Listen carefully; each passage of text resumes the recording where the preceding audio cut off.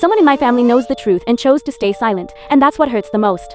Not the problem itself, not the damage that was done, but the silence. That uncomfortable silence you feel at family gatherings, in long looks and sentences that never get finished. For a long time I thought no one really knew anything, that maybe it was all in my head, until I started noticing small details that didn't add up. It all started with a serious conflict that broke my family apart.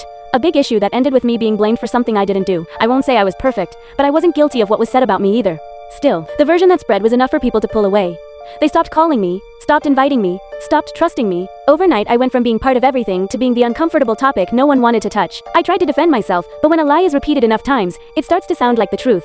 The most frustrating part was not having solid proof, just my word, and in families. Sometimes your word is worth less than pride. I learned to live with strange looks, indirect comments, heavy silences. I became the one they'd say, maybe we shouldn't invite. Over time, I noticed something else. There was one person who never attacked me directly. She didn't defend me, but she never pointed at me either. Whenever the topic came up, she stayed quiet or changed the subject. Sometimes she looked at me like she wanted to say something, then looked away. At first I thought she just wanted to avoid problems, but the coincidences kept piling up. One day, by accident, I overheard a conversation I wasn't supposed to hear. It wasn't clear, just one loose sentence, but it was enough. She knew exactly what had happened, she knew who had lied, she knew how things were twisted, and she still chose to stay silent, not out of cruelty, but out of fear. Fear of breaking the family, fear of looking bad, fear of becoming the next target. From that moment on, everything changed for me. I wasn't just carrying an unfair accusation anymore. I was carrying the certainty that someone could clear everything up, and simply wouldn't. I started seeing that relationship differently. Every gathering, every greeting, every fake smile weighed heavier. Because it's not the same when no one knows the truth, as when someone does and chooses silence.